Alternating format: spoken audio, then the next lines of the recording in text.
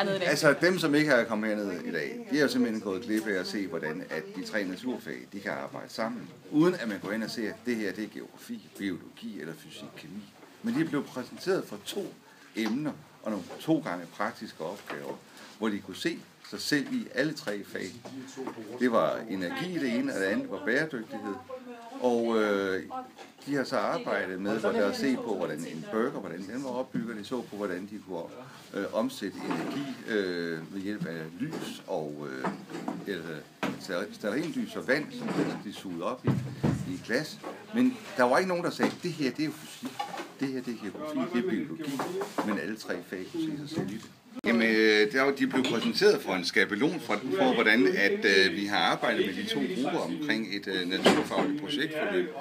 Og man kan sige, at selve skabelonen den er svær at gå til, hvis man bare ser papiret, men nu har de set de her 2 forløb, som vi har snakket om før, og kan se, hvordan det er indgivet i skabeloner, hvordan det kan bruges i en anden sammenhæng.